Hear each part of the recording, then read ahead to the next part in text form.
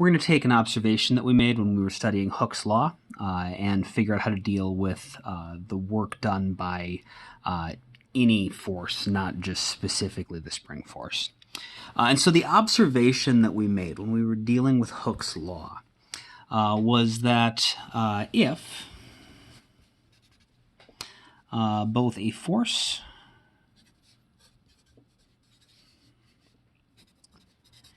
and the displacement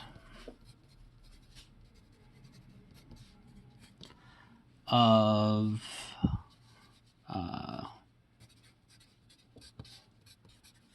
what the force is acting on are in a single dimension. So in the case of Hooke's law, we were looking at a force that was either going to be in the forwards or backwards direction, but along the x-axis, and the motion of the spring was also along the x-axis. So force and the displacement of what the force is acting on are in one dimension.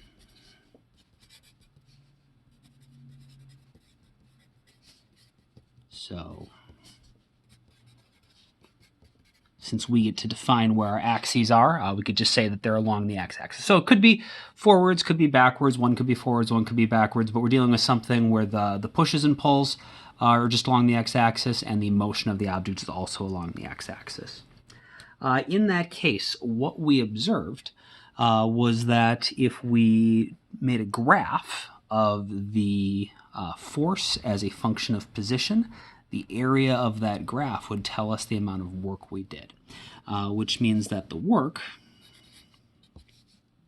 can be written in calculus terms as an integral of whatever the function for the force is,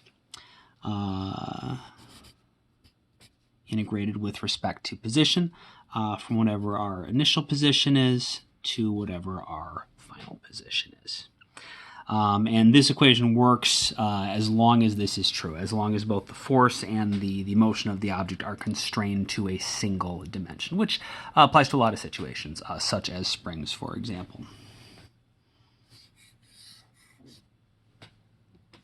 And this equation is fine if you actually have a function to integrate. However, sometimes we don't actually know what the function is. We just have a graph and it doesn't have a function nicely defined to it.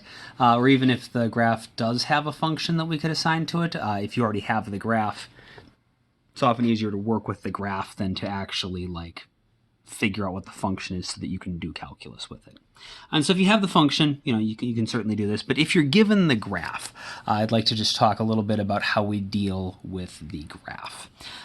So we can do it this way. That also means, though, since work is an integral, it represents some sort of area. Where it gets a little confusing is when we were integrating velocity, for example, to find change in position, we would integrate that with respect to time. And time really only moves in one direction. Time always goes forward. But if we're integrating with respect to position, an object could be moving forwards or backwards. And so the way we interpret the graphs is just slightly more complicated than the last time we did areas. This means that the work is equal to the area between the x-axis and a graph of force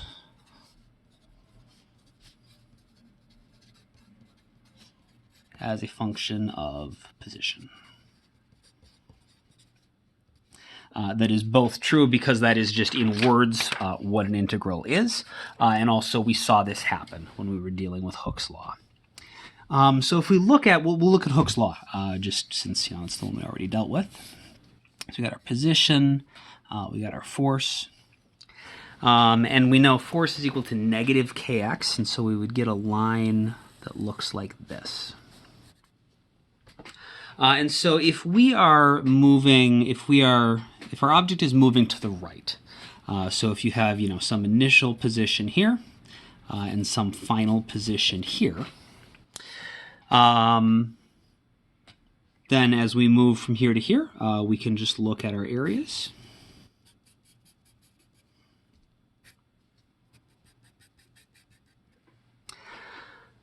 And so if we think about our spring as we go from being stretched out to the left towards equilibrium, the spring is going to be pulling the object in the same direction it's moving. It's going to cause it to go faster and faster and faster, so it's going to be gaining kinetic energy, which means the spring has to be doing positive work, which makes sense. We have an area above the x-axis.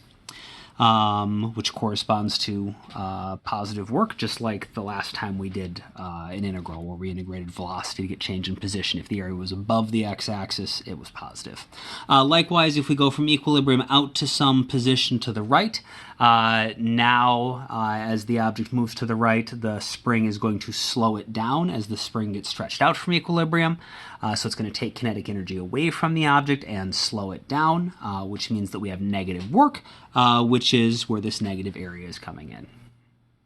What is confusing, though, at least to some people, it's true because of how calculus works and how math works, but it's just sometimes a little unintuitive.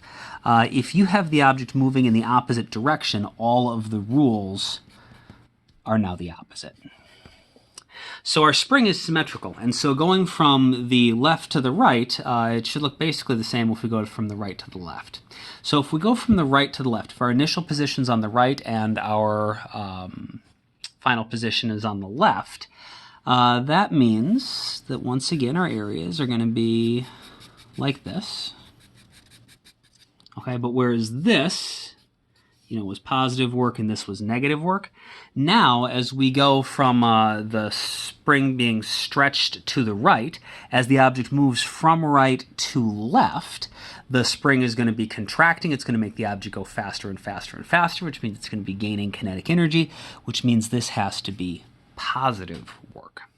Likewise, as the spring goes from equilibrium and stretches out to the left, it's going to be pulling back on the object, which means it is going to be slowing the object down. It's going to be taking kinetic energy away from it and doing negative work.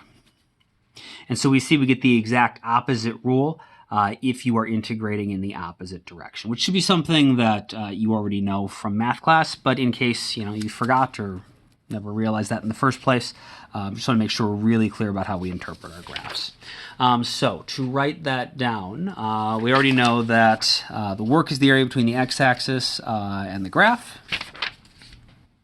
If our initial position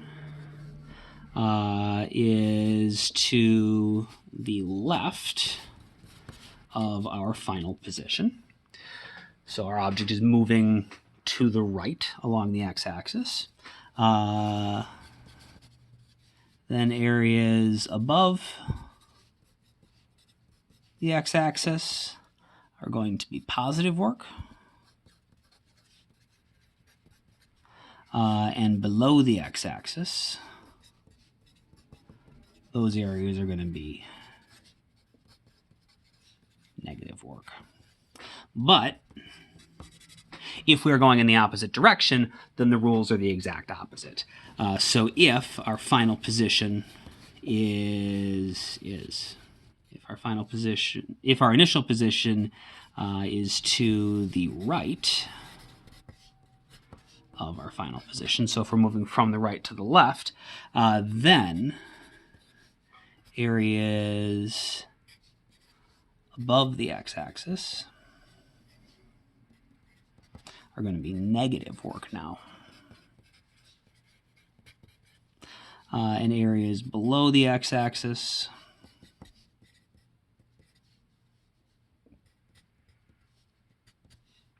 are going to be positive work. And the reason this one on the bottom might feel like a new rule or like, well, why didn't we ever encounter that before? We've always been integrating with respect to time before, and because time always on a graph, time is always moving forward, we only ever saw the situation where, when we're integrating time, we're going where our initial time would always be on the left and our final time would always be on the right. And so we always before have been dealing with situations where an area above the x-axis is positive, and an area below the x-axis is negative. But since an object can move to the left or to the right, it's no longer going to be true that we always are going to be integrating left to right. We could be integrating right to left, and that just flips everything.